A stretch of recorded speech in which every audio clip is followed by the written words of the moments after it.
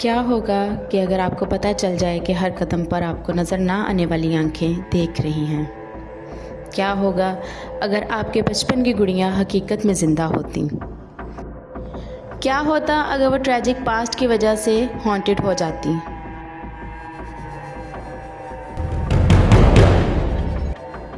खौफ और दहशत के साए हमेशा से इंसानी ज़िंदगी को अपनी गिरफ्त में रखे हुए हैं। कुछ ऐसे मकामात भी हैं जहां सिर्फ कदम रखते ही इंसान के दिल में अजीब सी घबराहट पैदा हो जाती है। इन मकामात पर होने वाले वाक़यात और कहानियों ने सदियों से लोगों को खौफज़दा किया हुआ है। आज हम आपको लेकर चलेंगे दुनिया के ऐसे ही मिस्टीरियस और टेरिफाइंग मकामात पर जहां की कहानियां आपके रोंगटे खड़े कर देंगी। अस्सलाम वालेकुम दोस्तों, welcome back to my channel. उम्मीद है कि आप सब खैरियत से होंगे। आइए शुरू करते हैं इन मकामात की खौफनाक कहानियों का सिलसिला, जहां रात की तारीकी और खामोशी में भी दहशत छुपी है। सालों पहले दुनिया का 30% ऑफ लैंड एरिया फॉरेस्ट से ढका हुआ था। अगरचे तेज़ी से अर्बनाइजेशन और सनअतकारी की वजह से ये परसेंटेज कम हो सकती है, लेकिन फॉरेस्ट अब भी इकोसिस्टम का एक बहुत बड़ा हिस्सा है। बहुत से जंगलात को इंसानों के लिए डेडलीस्ट लेबल किया गया है। इनमें नंबर 1 पर है ओकिगाहारा फॉरेस्ट।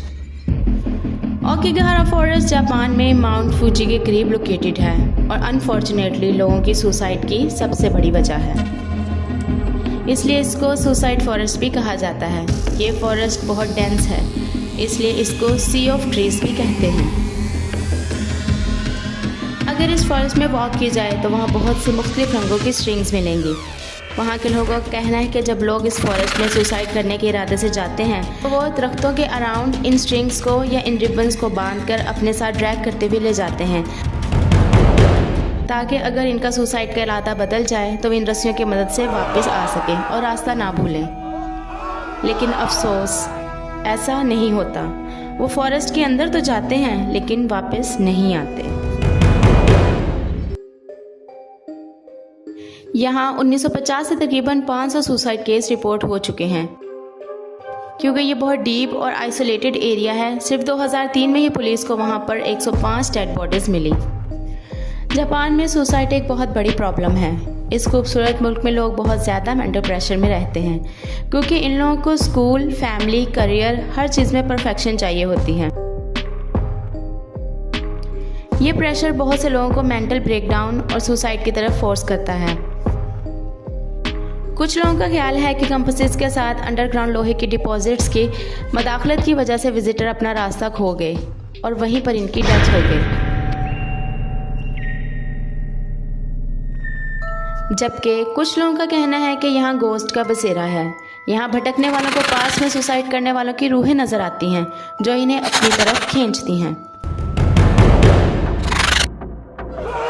लोकल्स का दावा है कि इस जंगल में उन्होंने अजीब और डरावनी आवाज़ें सुनी हैं।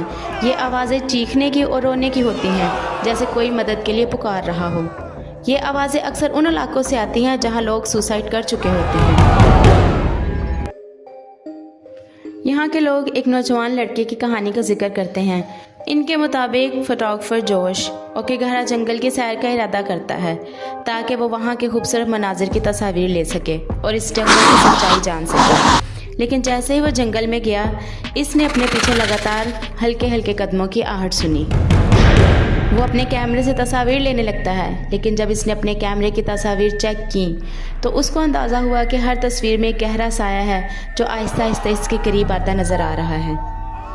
वो डर कर भागने लगा, लेकिन इसे वो साया अपनी तरफ खींचता महसूस हुआ। आखिरकार जोश को महसूस हुआ कि वह जंगल के राजों में उलझ चुका है।